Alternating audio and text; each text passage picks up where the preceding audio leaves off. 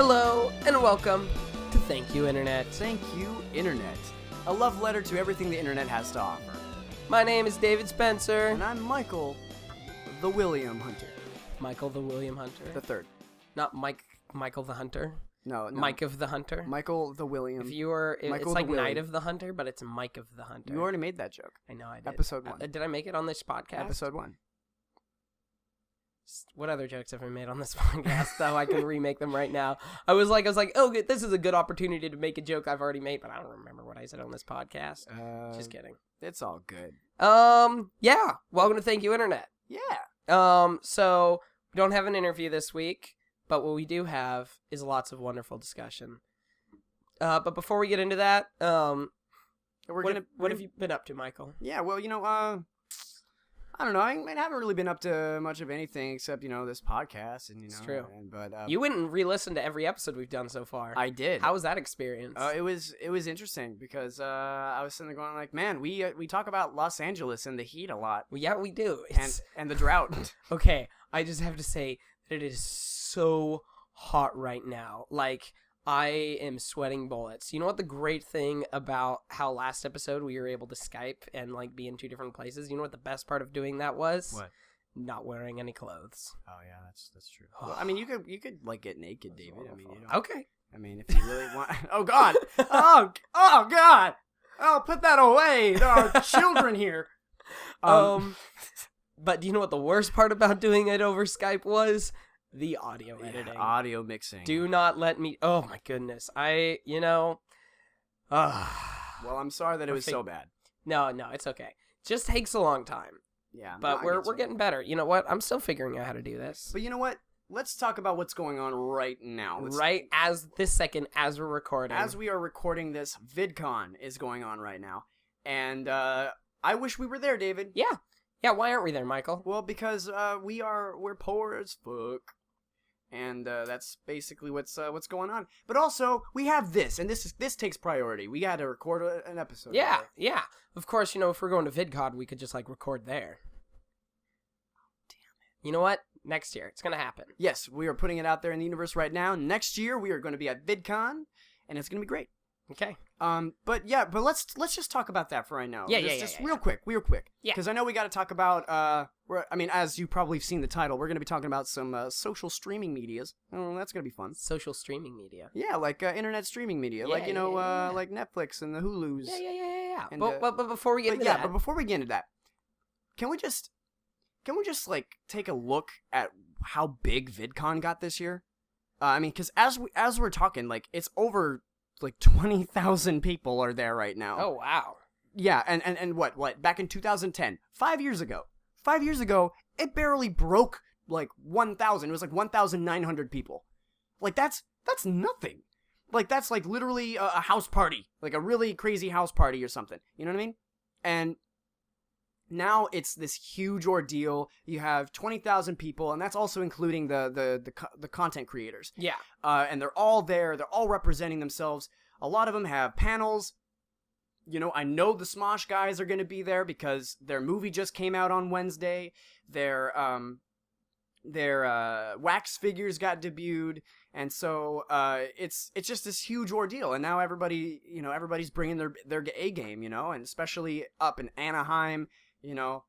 I mean, it's just the perfect place, perfect time. Yeah. Just not the heat. There's 20,000 people there to see YouTubers. I wonder if 10 years ago when people first started putting things on YouTube, they were 20,000 people will one day flock to a convention center to see me. Yeah. That's crazy. That's insane. That's crazy. It's crazy to think that somebody making vlogs essentially can be as big as a Star Trek star, people flocking to conventions. Yeah. That's pretty awesome. Well, yeah, especially since we've already talked about this, but YouTube stars getting TV shows made about them, let alone movies. Well, and then it also goes the other direction where it's I think more people know Will Wheaton through his internet presence now than they do through the fact that he was on Star Trek. Yeah, no, I definitely agree with that. Or even and I know Dan Harmon's kind of an interesting character just in general, but unless you were a fan of Community, you wouldn't know him until Adult Swim started advertising Rick and Morty. Well, not necessarily unless you were a fan of his show Harmontown, which has had a huge following for years. Yeah, that's true. Yeah. But it's a podcast, so Michael doesn't know about it. Exactly. But that's the thing. Like, I didn't know. I really didn't put two and two together that, like, oh, Dan Harmon, like, that name really didn't ring with me, even though I've watched Community, and it was like, oh, this is a guy. This is a guy that does things. This is a guy that does funny things. Awesome things. And he freestyle raps like a boss. All right. Well, I mean, and that's, and that's the thing. It's like we are fanboying and fangirling about, internet people. People who create content on a weekly basis that, sometimes it's literally just them talking about their life. And we're like, oh my God, we want more. And we send them things in the mail and we do all this. And this is just their time to really, well, one, to sell their merchandise and to sell themselves, but also to give back and thank, and I think that's really cool. But yeah, I think one of my favorite things just about YouTube stars is how much they're dedicated to just being normal people. Like, how much these guys are dedicated to just being regular guys. And how that's what we care about now. Because honestly, I don't think I'm gonna put this out there. I don't think Jennifer Lawrence would be as popular if it weren't for YouTube people. Yeah. Because we got used to wanting the people we care about to just be normal people and be awkward and screw ups and it's wonderful. Oh yeah. It's great. I love. You know what? Well, it's putting a what? Oh no! Say what you're gonna say. I thought you were gonna say me like, oh, we haven't been recording. You gave me a heart attack just now. No. All right. Well, no. What I was gonna say is, with being normal, right? It's like it's just, I don't know. The internet basically put up this front of everybody knows who you are. You might as well be yourself, or at least put your best foot forward. You know what I mean? And that's with like Facebook and MySpace back when, and even Messenger, and it was, basically being yourself is probably the most beneficial thing you can do. Mm-hmm. And the fact that, as you said, like Jennifer Lawrence was, we accepted that, we loved that, and now everybody's trying to follow suit. And you see a lot more people who put on this front, and now they're doing like Vines and Snapchat. Do you remember I think it was when they were promoting Oz Great and Powerful, there was that Mila Kunis interview of like some dude, like she taught like the interviewers who were just joking around. It's like, yeah, I'll go out and drink drinks with you or whatever. Do you remember that video? I remember that, yeah. I'm pretty sure that was staged. Oh, of course. I'm pretty sure that was like, ooh, we gotta try to be like Jennifer Lawrence. It was about as staged as Mila Kunis and Ashton Kutcher calling out that one person who's trying to sue Mila Kunis for stealing her chicken. You know what I mean? Like I feel like all of that was like just a promotional stunt to promote their new shows. Mm-hmm. Or But yeah, I'm just so honestly, I'm really, really glad that we're creating a culture where YouTube people can be superstars. Like that's thank you, internet. Thanks for doing that. Yeah, I really appreciate that, because it shows that people are actually looking into that, and pretty soon we're gonna be grandfathers, and they'll be grandfathered into internet's fame, and it's gonna be weird because I mean, look at another example, okay, out of the Philip DeFranco show, right? Mm-hmm. SourceFed, okay, he has a son. Yes, he has a son. Why did I ask the question? I know he has a son. He has a son, and his wife does daily vlogs and videos about, him growing up. And pretty soon, like, think about that, David. Mm-hmm. Imagine you were born, and everyone had a fandom of you. Well, it's also like, there's a spin-off channel of Achievement Hunters. I can't remember what it's called. But it's basically their kids gaming. So, like, there's a series on there that's, like, the Burns family, Bernie Burns' kids playing Minecraft together, and they're wonderful. But it's just, like here's this, there's also, I remember hearing, like, there's a podcast on Nerdist, oh, how am I forgetting what it's called, but that's hosted by an 11-year-old. What? Yeah, he was on a... I only knew about this because I heard a Nerdist panel, and I'm a big fan of Thrilling Adventure Hour, which is through them, and there's... I don't remember... Man, now I gotta look this up. Let me... Okay, you know what? I'm gonna... Real time, I'm gonna look this up. Okay, I'm gonna talk, and you look it up, right? Yes. So another thing I was gonna mention is, it's weird, like... It's weird thinking about being raised with fandom. You know what I mean? Like, that's kind of what I was saying. Is like, imagine you're a kid and you're a baby and you already have a fan base, and then you start realizing you have a fan base, and then people are still invested in you. Like, I remember there was a whole family. I can't remember. No, excuse me. I can't remember their names, but there was a whole family. Or imagine the literally, like not the literally, imagine the actually kid. Like the dinosaur kid, he's talking about, like, actually, I've never been on TV before, and imagine him years from now. He will still have a fan base. Like, some of these people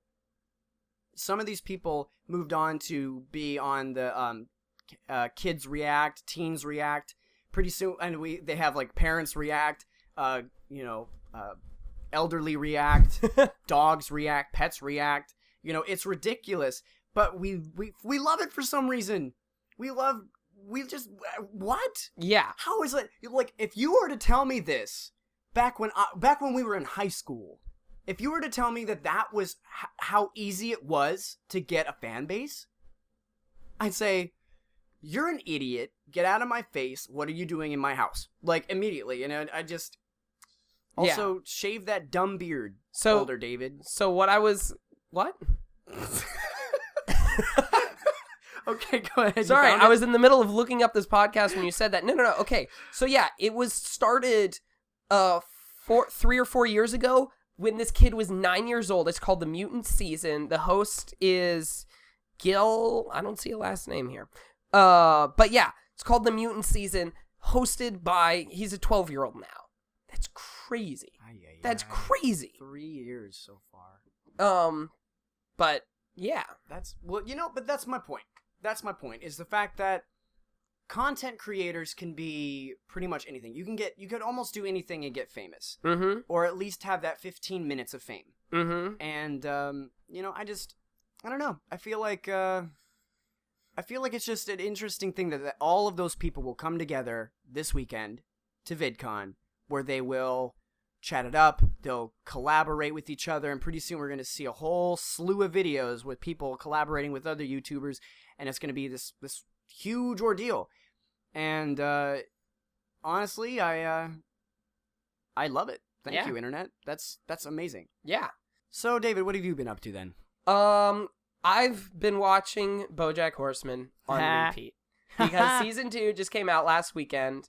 And I watched it in a day, and now I'm rewatching through all the seasons again, because that show is incredible. And because of that show, it really made me be like, you know what? Let's do our discussion topic this week about internet streaming services and about content creation coming from Netflix, from Hulu, from Amazon, because this is a huge part of where we're at now with media. Yes. Well, and I don't know if this statistic is completely up to date. I heard it a couple years ago, but over 30% of all internet bandwidth is loading a Netflix video.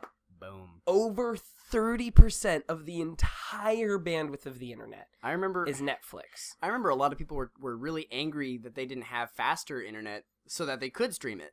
I remember just a few years ago, like, it was just everybody was trying to find the fastest internet. Mm-hmm. And it's a whole other discussion about which is the faster internet and what is fast internet. But anyways, with Netflix, they have really been breaking new ground as to what it means to not only create content put on the internet, but to create content at all.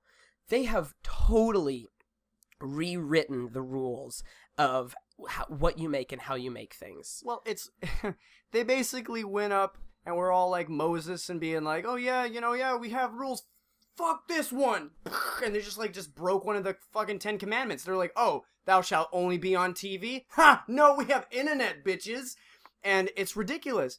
I think, the fact that, first of all, the fact that they have TV shows fully sponsored, everything, and also no commercials? Like that, what? First of all, what? Second of all, and then to produce good content that's not only captivating but also appeals to pretty much every audience that it tries to contact with. And I feel like that all goes into the statistics of Netflix, which, I mean, that's its own discussion, and we're going to talk about it. But and I want to go ahead and just say where I'm coming from on this whole topic. Yeah, go ahead. Because I have been into internet-based TV since its very beginning. Michael, have you ever heard of the show Dorm Life? Dorm Life? Have you ever heard of Battlegrounds? I've not, These man. were Hulu-produced shows from, 2009. Wait, Hulu was there in 2009? Hulu, well, that's when they first started doing stuff. And then I think with Dorm Life, that was a situation where it was, kind of a web series that Hulu, hey, just put it on our thing. Okay. But Battleground was a Hulu-produced show. It's about, Battleground, if you haven't heard of it, go check it out. It's worth watching. It isn't the most mind-blowing, amazing show there is, but it's got some really solid stuff in there because the show is basically about, it's following a campaign crew. So there's somebody who's trying to get elected senator, and the show is about her campaign team. So you've got the speechwriter, and you've got the, different characters and stuff. Of somebody who's, campaigning to be a state senator. Comedy or It's half comedy, half drama. It's a 30-minute comedy, but a lot of the shows, it's definitely a lot more dramatic than something like Parks and Rec or something. Okay. And it is also shot mockumentary style. Right. But they do some really cool things with that because, whenever they do the talking head interview sections, it's the characters 5 years later. So it's basically the documentarians coming back to be have people. And one of the characters is just randomly, his interviews are him in a prison uniform in his jail cell. And they never explain why he's there, but it's just part of the case, which is, anyways. That's brilliant. But the cool thing and I remember watching a behind the scenes thing about this show. And it had some talent behind it. The biggest name actor in there, I mean, they didn't really have a lot of big name actors. Well, for me, it was Jack DeCena is in there, who voices Sokka on Avatar, and I think is one of the funniest people on the planet. But producing it, Mark Webb was one of the main creative people. Mark Webb, who directed 500 Days of Summer, who directed The Amazing Spider-Man, he was one of the main creative people on the show. And one of the cool things is that, I remember watching a behind-the-scenes video, and they were talking about how much freedom the creators felt they had in being able to not being, the big thing they were talking about is, we don't feel like we have to be locked into either being a comedy or a drama. Because on TV, comedies are half hours, dramas are 1 hour. And if you're a half-hour comedy, you have to be funny every episode. And if you're a 1 hour drama, you have to be dramatic every episode. And this was we can kind of play around with that. We can get really dramatic and real. We can get, while still be goofy and funny. And they tried a lot of really cool things. And you know what? Honestly, the show isn't perfect, but there's a lot of good stuff in it. Go check out Battleground. But one of the things that I love about that show is they had so much more freedom to do what they wanted. Because TV, you don't have freedom to do what you want. No, because everything is run by the producers.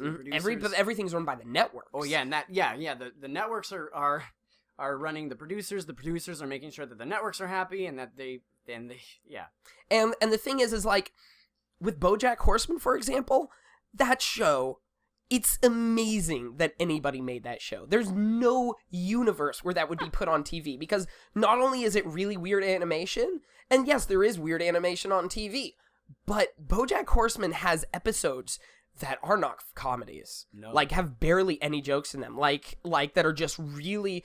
to people who haven't seen BoJack Horseman, this is how I describe the show to them, is that watching BoJack Horseman is like a night of hard drinking. that the first half of the night you're like, okay, this feels good and things are feeling a little funny right now and there's talking animals, this is great, I'm having a good time, and then all of a sudden you get hit with a sledgehammer of reality when you're like, oh, life, man. It's so true. Shit. Oh man, like that's what watching BoJack Horseman is like. Because it's a social commentary. Mm-hmm. That's what it is. Like that, it's an animated comedy, social commentary that is satirical in the sense that it's talking about a life for this celebrity, this washed up celebrity that used to be like, or not so much washed up, but you know what I mean. Yeah. Like, but it's more than just a satire because that is a real character, and you feel like, especially in later episodes, you really feel for that character. Yeah. And like for people who have seen the show, the second to last episode of this newest season, which is called Escape from LA, in my opinion, is one of the best episodes of one of the best 30 minutes of television that's ever been produced. And we have somebody in the room right now who has not gotten to that episode yet and is currently closing her ears because she doesn't want to hear about this. But that's how good the show is. Mm-hmm. The fact that you want to be taken on that trip by itself. You don't have to plug your ears. For anybody who hasn't seen it, we're not going to spoil anything of the show. Don't worry. Yeah, you can unplug your ears. Yeah, this is not a TV show podcast. This is an internet podcast. Mm-hmm. Okay. But yeah, that one scene where Todd came out as gay. I'm just kidding. Oh, the look on her face. Anyways, I'm just kidding. So, I want to backtrack just a tad bit with freedom, right? You Mm-hmm. mentioned that they have a lot of freedom, and they totally do. But I want to just there's more than just freedoms of creating the content. It's also defining the content, because this episode is obviously being recorded after the Emmy nominations that just happened. That just dropped. Now, Orange is the New Black is no longer considered a comedy. Mm-hmm. It's considered a drama now. Mm-hmm. Whereas like 2 years ago, I mean, obviously it was just like, oh, it's a dark comedy. Oh, it's a dark comedy. Well, you know whose decision that is. That's Netflix. Netflix chose what category to go for. Exactly, and that's what I'm saying. Like they're changing it up now, and it will be interesting to see if shows like Transparent will go that route too, because Transparent, just listen to the pitch of the show. It's a husband who is going through transitioning into being a woman with a family and kids, and it's a huge ordeal. That is not comedy. I mean, like it could very easily be drama, rather, and it's only gonna. I feel like with the hard-hitting issues that we've been facing this last year, just on trans rights and gay rights being, I have a feeling it's going to go to a dark place. Does not surprise me. I want to shout out to one of my teachers who is one of the stars on the show. Her character is Davina. Her name is Alexandra Billings. She was one of my teachers at the acting academy I went to, and she's absolutely brilliant. She's more so brilliant in person, to be honest, but like what she brings to her character is so very her, and it's so very real, and I love it. Just want to shout out there and say I love you. If you're listening to this, I freaking love you, Miss Billings. You're, I know I'm your angel, so thank you. But yeah, and that's one of the things, is being able to redefine genres. Yeah. And being able to, and like, that's one of the things, is going back to the way Netflix does things and how they are completely, totally rewriting the rules, because they have something that like the Netflix, we can stop asking whether or not new media is going to take over conventional media, because it's already happened. Yep, it's already happened. it's like the battle's over. Like it's like to the where the shows are like, channels are trying to figure out ways to harness new media now, because Netflix, for example, they have something that the networks don't have, and that is perfect numbers.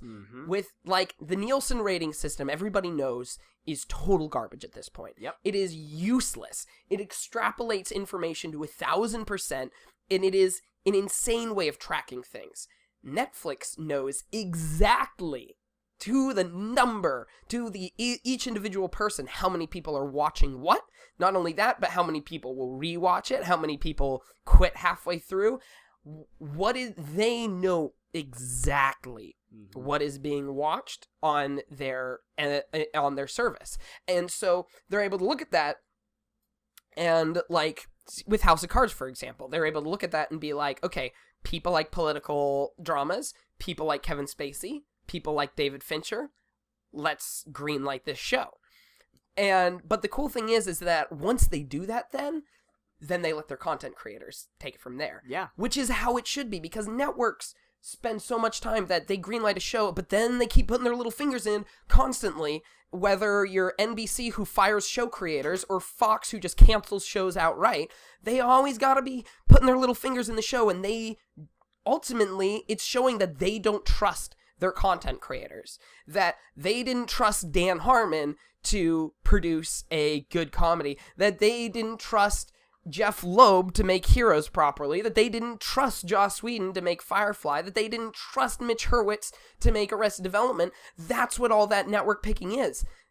Netflix, Amazon, they trust their content creators. And Amazon is even a little weird. Like, honestly, I am not that crazy about the Amazon pilot format when they first did that. Was that like 2 or 3 years ago now, I think, when they released Alpha House and Zombieland? I was getting really pissed off at Amazon because it really felt to me like they were taking an old media approach, in the sense that they were throwing things at the wall and seeing what stuck. And if you watch those pilots, if you took the budget of the other 13 pilots and just put it into Alpha House or just put it into Zombieland, that show might have been really, really, really good.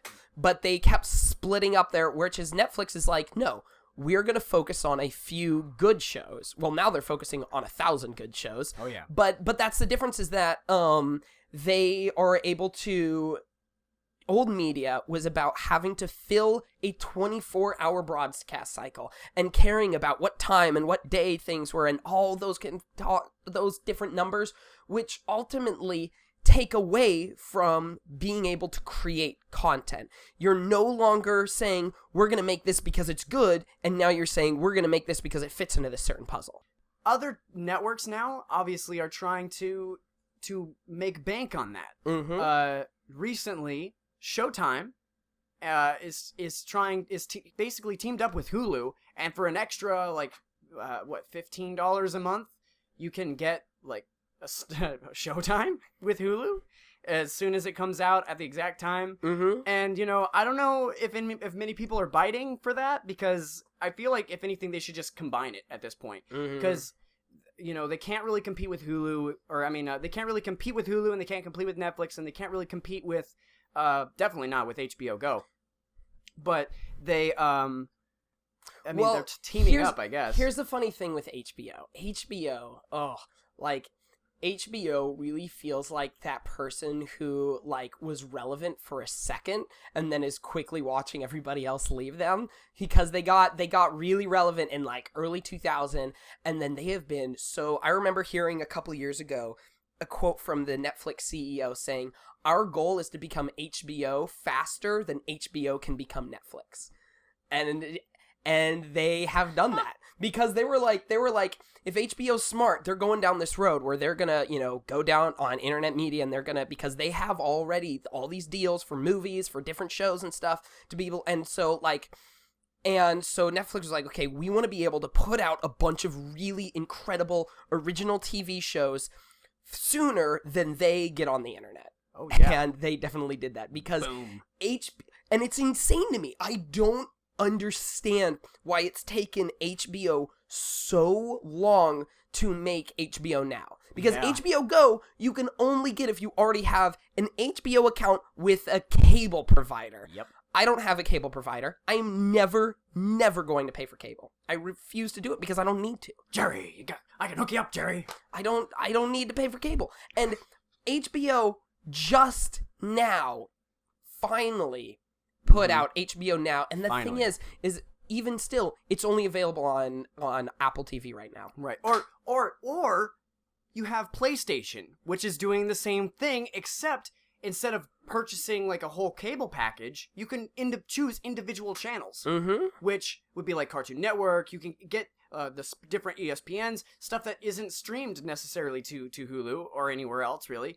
And, you can pay for those services. I feel like it's ridiculous. Yeah, I mean the fact that it took them so long to catch up. And it's already too late for HBO. They're like I'm sorry guys, but the only thing that's really saving them right now, honestly, is Game of Thrones, True Detective, and True Detective. That's the thing is HBO still does have good shows. Yeah, but even then, True Detective, a lot of people are having mixed reactions. And I don't actually personally, I don't think Game of Thrones is very good. Well, that's just me, but I mean, I feel like I need to kill you now. You know nothing, Jon Snow, so shut the fuck up. All right. Anyways. I mean, here's one other difference between HBO and Netflix. Okay, go ahead. Is one network has shows like Orange is the New Black or Sense8, which celebrate diversity, and HBO has white people. Lots and lots of white people. All right, touche. But we're not here to bash on different sites. We're not here to do that. No, that's true. And honestly, we appreciate everything that they're supporting and what they're putting out there, because they're putting out or at least original content, or at least semi-original content. But this is something I wanted to talk about too. And we talked about this right before the show, but I feel like we definitely need to go into this. I'm a little worried, David. I'm a little worried about Netflix, because right now a lot of the stuff that they've been like talking about has been, they're almost sounding like it's pre-TV. They're almost sounding like they're kind of converting themselves to a TV format, because you have, obviously you still have their shows that made them where they're at now, like Orange is the New Black, House of Cards, now Daredevil. Everyone's in love with Daredevil. But the thing, I'm certainly in love with Daredevil. For real though. Anyways, my point is that now they're starting to tap into the whole nostalgic thing. Keep going. Yeah, I just, first of all, they're teaming up with Adam Sandler, and this isn't new news. This is old news. They teamed up with Adam Sandler. They're making new movies and original content, and I'm not gonna judge it till I see it. But still, that there's a little bit that worries me a little bit, because now they're trying to team up with people, like trying to make a comeback. It almost feels like they're trying to be the guy that supports the underdog and make the comeback and make a. They are the narcissist, the rich narcissist friend that's trying to help their poor friend get up to a pedestal and do something with their life, just so the narcissist person can be like, yeah, I did that. But it's also like they do have more and more shows that are coming from. More shows that aren't original properties. Yeah. They have a series of unfortunate events coming out, which honestly I'm really excited about, because I think they'll do a really good job. They've got Wet Hot American Summer, the series. Again, I'm really excited about that as well, because Wet Hot American Summer is amazing. Yeah. They have the rights to a Legend of Zelda series. They're making Fuller House. And this is where I start to see the trend here. Where I'm like, Fuller I'm a little worried here. I'm a little worried for you, Netflix. Well, And the thing is that like I think they'll still be making original properties, because this year saw Daredevil. This year saw Unbreakable Kimmy Schmidt, which is original property, but it definitely comes from an already established creator, and Tina Fey. Sense8 is the same thing, original concept, but from established creators in the Wachowskis. But they also put out Bloodlines and Grace and Frankie, which are shows that have also gotten a lot of acclaim, a lot of buzz around them. And so it's like they're still taking risks. Yeah. They're still... Well, there has to be a little asterisk there. Yes. Because they're taking risks with materials and people that they trust. That's true. Because even with Grace and Frankie, I mean, as much as that show's really good, but one thing that I've learned recently about the creation of that show is the husbands were actually, they were like, Netflix chose them. It was one of those things where Netflix was like, yeah, okay, cast them? Yeah, they cast them. Oh, wow. It was one of those like, okay, so yeah, we have a bunch of these people, but we really want this person and this person. Wow. And then I think there was also like a money debacle where the men were making more money than the leading women. Ooh, that's awkward. So that's another thing that worries me. That's a little awkward. Oh yeah, and they didn't find that out until people started talking about it, and they're like, "Oh wait, we were," or something like that. I'm pretty sure that's the story. If I'm wrong, then I'm wrong, and I will admit to that. But I'm pretty Honestly, sure that's how I the hope story you're goes. wrong. Just for the sense of like, and I'm not saying I think you are, but I just hope you are in the sense that No, yeah, I I really get you. would be sad that stuff like this is happening. Yeah, And that also, like, I'm kind of not super surprised about it, which is awkward. Like, that's disheartening. well, you got powerhouses all over the place. The two leading characters are powerhouses, Yes. as well as their husbands. Their husbands ought to be leading powerhouses because they. Even though the story is about Grace and Frankie, there's the supporting characters have to be there to support and completely tie into their stories. Probably shouldn't be making more than the titular character. Yeah, that's a little weird. I I hope I'm wrong, but who knows? But that is to say though that like Netflix it is a little like. There is a couple of their decisions lately that I get a little worried that I'm just like, are you guys playing it too safe? Whereas, like, you know, this is a total inverse of my opinions 3 years ago, but now Amazon is doing some really... Their pilots this year, they were doing some really creative, unique, interesting things that nobody else is doing, which is really friggin' cool. Well, yeah, I mean, from Amazon. Like, I mean, and that's not a negative thing. It's just like, years ago, Amazon was just basically this online place where you can purchase stuff. That's all it was. And then they started adapting it into like, Amazon Prime. And then they started doing their TV shows, and you can watch their TV, like different TV shows that you can't necessarily watch on Hulu or Netflix. Well, they've got some of they've got a lot of deals that the other providers don't have. They've got deals with BBC that they have a bunch of BBC shows that nobody else has, like Brothers. Orphan Black or that's right. they have a deal with HBO of all people. Before, and again, this is where I'm like, HBO, are you insane? Before HBO made HBO Now, they made a deal with Amazon. Amazon Prime has the complete seasons of The Wire, of The Sopranos, of Entourage, of all these different big HBO shows. Yeah. And they're all on Amazon Prime now. Well, my goodness. And, you know, that's just so cool. Like, the fact that they've stepped it up. And, you know, I love being able to watch Animaniacs on Amazon Prime. I just got to throw that out there. That and the Batman animated series. Made me playing Batman Arkham Knight that much better. Thank you, Man-Bat. But yeah, one of the other things that I love about internet content and the way they're able to do things is the fact that they can make continuous storylines and they're not worried about new viewers coming. Like, TV shows, every single one has to be like, well... Every episode might be somebody's first episode, so we have to make sure that people have an in, and that's like why I hate a lot of network shows, because I'm just like, you're restating the same things over and over and over again, and you're not, and it makes development so much slower. Whereas streaming shows can be like, yeah, if people watch this, they're gonna watch it from the beginning, so we don't need to hold people's hand in the middle. And like, I remember thinking, and like this goes back to. Like, it was really the early 2000s that really started this. And I don't think this is maybe not something that a lot of the big guys were pointing at, but I think was definitely already, like, affecting the culture at this point, was Red versus Blue. Because I remember listening to a thing, I think it was, like, one of the commentaries for one of their earliest seasons, like, and they were saying, like, yeah, we decided early on, we were trying to decide, like, whether we wanted to write these shows to have a continuous story, or for each episode to have one-off stuff, like maybe have the same characters, but have one-off stuff so people can watch any episode. And it came down, and when they were making this decision, it was like, well, do we want to make this show for the people who watch the show, or do we want to make this show for people who don't watch the show? And they were like, we want to make it for the people who watch the show. So let's reward the people who actually watch the show and make it for them. And that's the thing is like, and again, like I think what all of this comes down to is having a high regard for your audience's intelligence.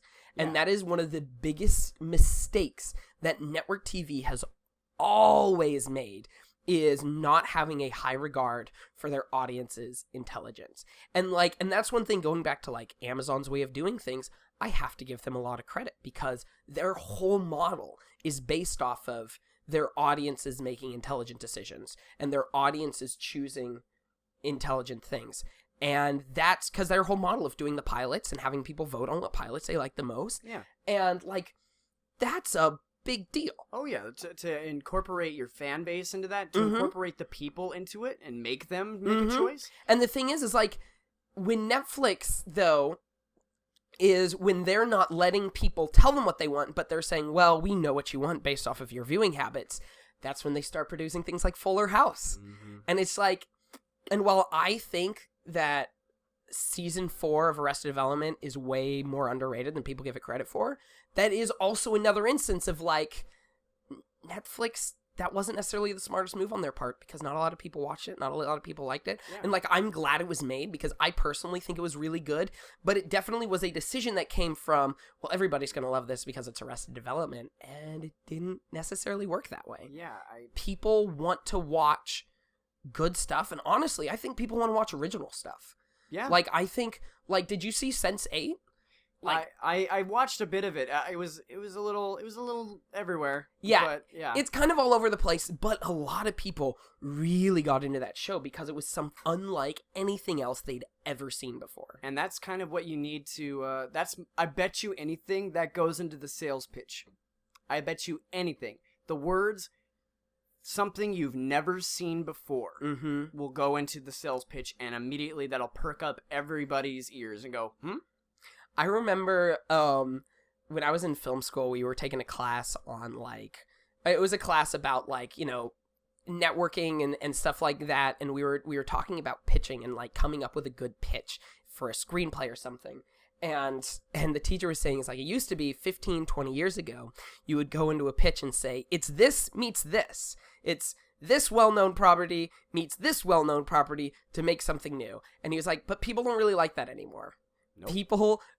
People want something new. Yeah, like, I remember talking to one of my friends who was trying to pitch a show to Comedy Central, and they got all the way up to the top, and basically what ended up happening was someone said something along the lines of, like, oh, it's this show meets this show, and immediately the top dog, the top guy at Comedy Central went, yeah, then I think we're gonna pass. And, oh, man. And it went through it went through all the people to get up to that point. Wow. And it's because of that one little phrase where it's like, it's been done before. They want something that's never ever been done. And especially Comedy Central and especially Adult Swim, unless you have a name for yourself, you're not going to get anywhere. And I'm surprised. Like, I'm surprised that the Muppets are having a new TV show now. You know what I mean? Like, yeah. And it's not nothing against the Muppets. I flipping love them. I bought all their seasons that they have for the Muppet Show on DVD that they've released. I love the movies. But the fact that their whole premise is the Muppets meets 30 Rock meets The Office is... Yeah. You know what I mean? It's like, a lot. Yeah. That's a lot. That's the same thing. And then, granted, the only thing that really is going for them besides them being the Muppets is that it's a satire. Yeah. And by the way, and if anybody, like, this just came out recently, the first 10 minutes of, like, the pitch, the video pitch was released. Oh, really? It's brilliant. Oh, okay. I gotta check that out. Freaking brilliant. So definitely watch it, but I'm just surprised it happened. Yeah. Well, I mean, it's like, what show is like Orange is the New Black? What is Orange is the New Black like? What is Man in the High Castle, one of Amazon's new shows? What can you compare to that? What can you compare to BoJack Horseman? Like, there's no, and, like, that's the thing that I love so much about, like, new media stuff is that it gives a totally new platform for original, like, such original ideas. There is nothing like Sense8. There's nothing. That's right. There's nothing like any of these shows, and it's amazing. There's another thing that, like, it kind of ties into what we were talking about earlier about, like, content creators going on to make TV shows. The guys over at Rocket Jump. Okay. They Freddie Wong and all of them. They are having a TV show. Get this. About making short films. Are you kidding me? What? The fact that they the fact that they have a TV show where the beginning of every episode is going to be showing their 10-minute or like 5-minute movie, and then the rest of the episode is showing the making of the movie. That's the show. Wait, so like the making of aspect, is that a scripted part, or that's like... No, that's like the actual part. Yeah, it's not... No, that's... That's awesome. They made this whole like pitch idea to get like crowdfunding and stuff like that for it. And it's really well done. But the main thing that drives Freddie Wong and the whole rocket jump community is because it's the special effects. The fact that they are doing things that most people wouldn't even think about trying to do. Or they would think about it and be like, but that can't be done. And then they do it. Like, they did a reenactment of, I mean, this is like old videos, but like a reenactment of Skyrim and first person. They did it because why not? And now that they have this whole, actually, you know what? I'm just going to have you guys go online and find it yourself. There's a video where they're pitching the show, and it's them literally like, it's like a one-off, like I think it's like a one-shot where it's a bunch of different special effects are happening, like real actual like stunts are happening, like explosions, people falling, fight sequences, all in the same one shot, and it's just Freddie Wong going around being like, hey, so this is what the show's gonna be about. We have, we're just filming a bunch of stuff right now, but it's really cool. Anyways, hold on. Alright, so anyways, back to what I'm trying to say. So what we need, this is where we do this. And it's like really well done. They're really smart, really funny, and it's just, the fact that that's a show, the fact that, and it makes sense because people do secondary channels where they upload like, this is how we do it. And people watch that, and people pay good money to see that. Honestly, like you still see people buying Blu-rays and DVDs to see the behind the scenes. And it's it just blows my mind, David. Yeah, it blows my mind. Thank you, internet. We live in a cool time. It's so cool.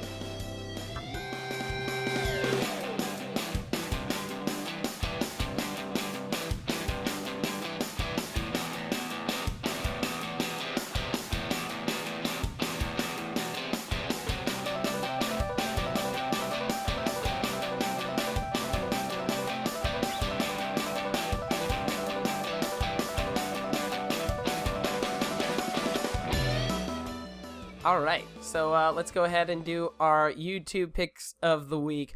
I'm going to go ahead and start this one off because we're just talking about internet TV and stuff, and it reminded me of a web series that I really loved.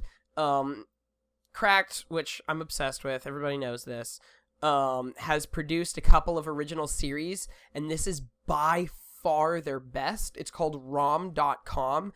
Just look up rom.com and you'll find it. Basically it's a little series they did about people working for a dating website, and just kind of like all the things that go into that.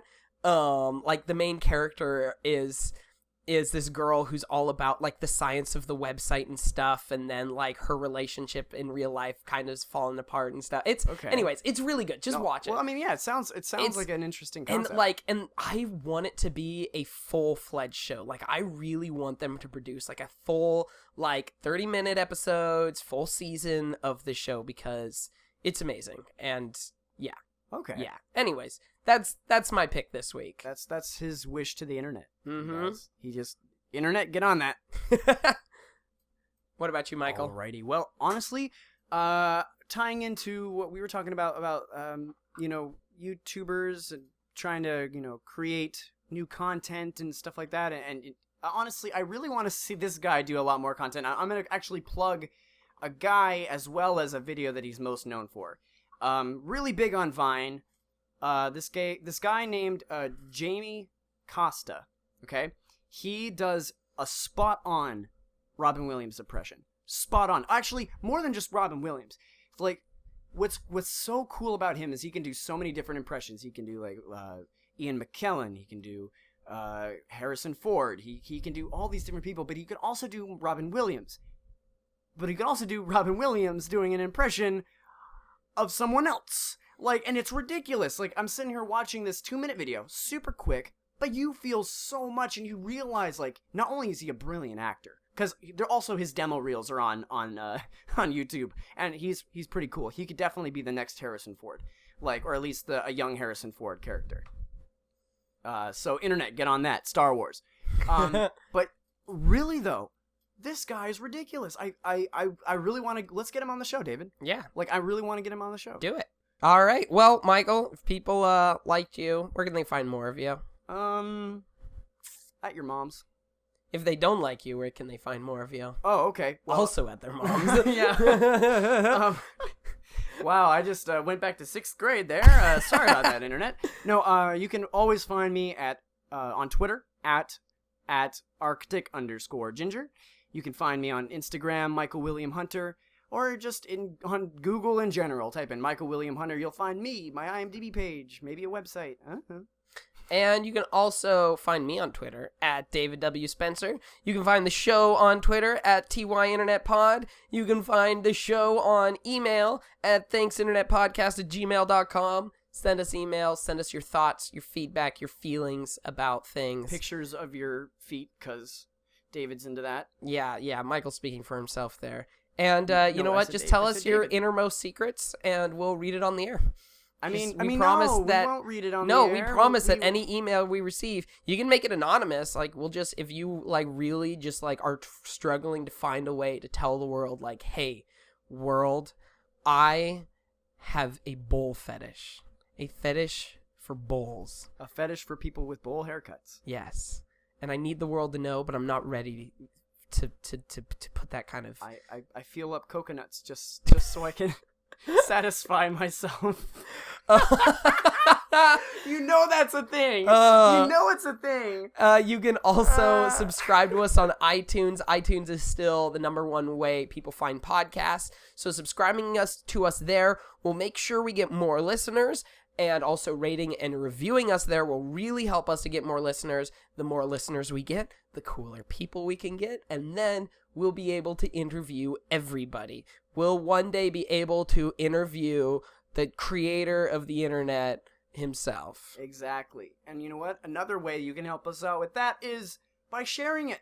Share it with your friends, your family. If you thought that what we said was valid, or you want to show like, hey, this is an argument that we had earlier, but hey, let's just talk about it. You know, like, look, this is the reason why Netflix is amazing. Then send that to your friends. You know, link them to iTunes. Yeah. And the bottom line is that like the more people listening to this, it's actually going to be better for you, because like our goal, one day we're going to interview Steve Jobs on this podcast. It's gonna happen. It's gonna. Yeah, we're gonna. It's gonna happen. happen. Hologram of Steve Jobs. A hologram? What are you talking about? Yeah, Oh, David, did you not know? No, what? David, he's dead. He's dead, David. David, he's dead. David! Oh! No, David, come back! Come back, David! Okay. You're back so fast! Yeah. Also, our music is called The Saddest Beach by Silent Partner. You can find that on the YouTube audio library. Do you love my glorious segue right there? I was just like, I don't know how to get out of this joke. I'm just going to say the next thing. But yeah. Like, flawless victory. But yeah, the YouTube audio library is a great way to find free-to-use music for your projects. So thank you, Internet, for making that a thing. Yeah, thank you, Internet. Weird request for the Internet. Make rom.com into a full thing. You know what else I want? What's up? I want there to be a website dedicated to awesome pizza recipes, because I love really creative pizzas, like what Pizza Hut's been doing with their whole like sauce drizzles and the different crusts. I'm like, it's my favorite thing now to be like, okay, you gotta compare these with this and make the coolest pizza ever. And so I just want more pizza in my life. That's all I want. So yeah, well, just more pizza. We are Pizza Hut. If you're listening, we would love to have you sponsor. Yeah, you know what? I'm sure we'll get you lots of money, because I know you guys need the help. I know you guys need the advertising. Bring back the pizza Mia. Yeah. Internet. Yeah, you Internet. know what to do. All right. Well, I think that's about wraps up everything. That's our show. That's our show. All righty. Wobble lubba dub dub. Yeah, that's my new thing. Okay, I'm sorry. Rick and Morty. There you go. I'm sorry. It's too hot in here. It's too hot. It's too hot for me to do anything. LA. Stop being so hot. Yeah. Just I'm dying here. Curse you, beach house! Hey, I remembered. Thanks, Internet.